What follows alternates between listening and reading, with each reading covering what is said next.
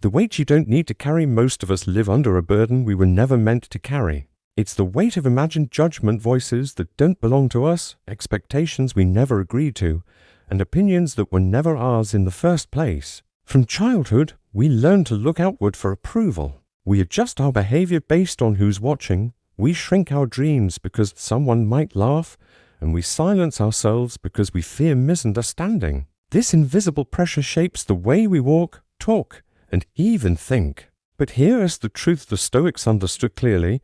Most people aren't thinking about you at all.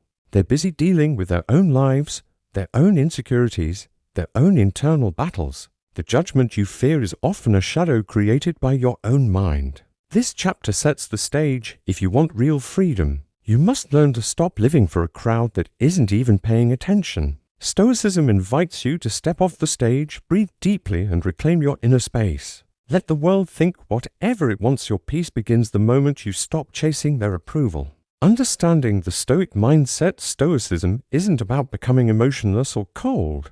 It's about becoming anchored, so deeply rooted in your values that external noise loses its power. The Stoic mindset teaches one core distinction: what you can control and what you cannot. Your thoughts, yours. Your actions, yours. Your intentions, yours. But other people's reactions, opinions, interpretations, and assumptions? Those never belong to you. When you blur this line, you become fragile. Your peace depends on external conditions. Your confidence rises and falls like the stock market, and your identity becomes a mirror reflecting everything around you. But when you keep this boundary sharp, judgment stops ruling your life. Epictetus said it simply: if someone speaks badly of you, remember you are not what they say. Stoicism trains your mind to stop outsourcing your self-worth. Instead of asking, will they approve, you learn to ask, is this aligned with who I choose to be? In this chapter, we explore why inner authority creates unshakable freedom. You learn to place your energy where it actually matters, inside yourself, not in the unreliable opinions of strangers. This is the mental shift that makes judgment feel small and irrelevant. The spotlight effect.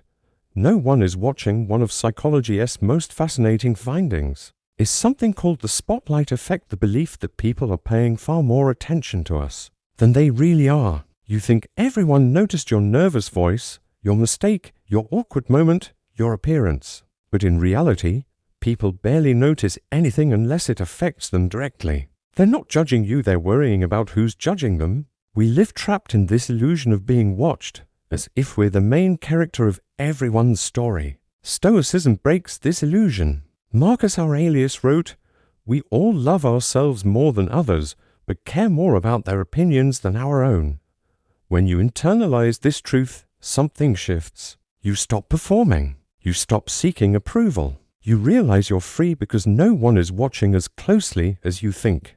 This chapter helps your audience dismantle that mental prison. Once you see the spotlight effect for what it is, a cognitive distortion, you start acting with more courage. You speak honestly. You move confidently. You live authentically. The fear of judgment fades because the judges you imagined were never really there. How Stoics stayed calm under pressure. Life constantly throws challenges, confrontation, and unpredictable situations our way. The Stoics trained themselves to remain calm, not by avoiding discomfort, but by mastering their inner dialogue. They practiced imagining worst-case scenarios and realizing they could handle them. They grounded themselves in the present moment. They reminded themselves, again and again, that external events don't disturb us, our interpretation of them does. When people judge you, criticize you, or misunderstand you, the Stoic response is simple: observe, don't absorb.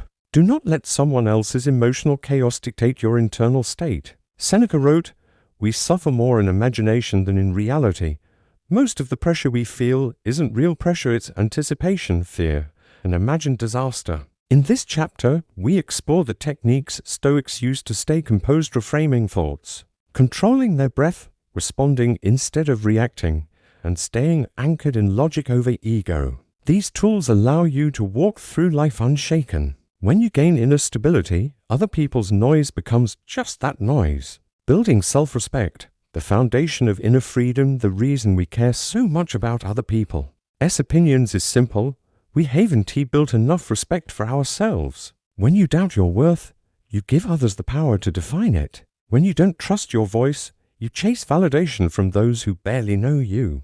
Self-respect isn't built through affirmations alone, it comes from action. When you keep promises to yourself, follow your values, and live with integrity, your opinion of yourself rises naturally. And when your opinion of yourself rises, the opinions of others fall. Stoics practiced this daily. They asked themselves, did I act with honesty? Did I live according to my principles? Did I make choices aligned with my purpose? The more self-respect you develop, the less approval you need. You stop performing. You stop pleasing. You stop shrinking.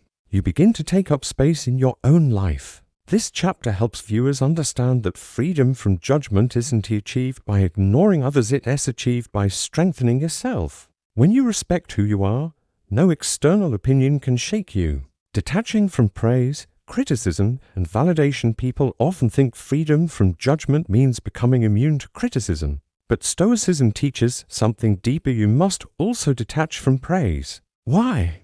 Because the moment you depend on compliments, admiration, and approval, you become just as trapped as someone who fears criticism. You're still controlled by external opinions, just in a nicer form. Marcus Aurelius wrote, "Receive praise without pride and criticism without anger."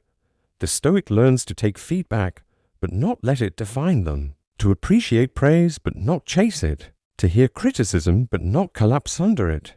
This chapter explores how to free yourself from both extremes. When someone compliments you, say thank you, but don't build your identity around it. When someone criticizes you, listen objectively, but don't let it crush you. When you detach from both, something incredible happens. You start living for your own values, not the applause of others. This is the psychological shift that gives you real independence. Living by your values, not the crowds. Crowds change. Trends change. Opinions change. If you build your identity on shifting ground, you'll always feel unstable. Stoics built their lives on values, principles that don't bend under pressure. Values like courage, honesty, discipline, kindness, fairness, and wisdom. When you choose your values consciously, decisions become easier. You don't ask, will people approve? You ask, is this true to who I am? You stop trying to fit into rooms that don't match your character. You stop bending to expectations that don't align with your path. You stop apologizing for being yourself. In this chapter, we explore how values act as the compass that guides your life, not public opinion, not trends, not external judgment. When you live by your values, criticism loses its power because you know your why. And when you know your why, the world cannot shake your direction. This is the essence of Stoic freedom, a life anchored in inner principles, not outer pressure.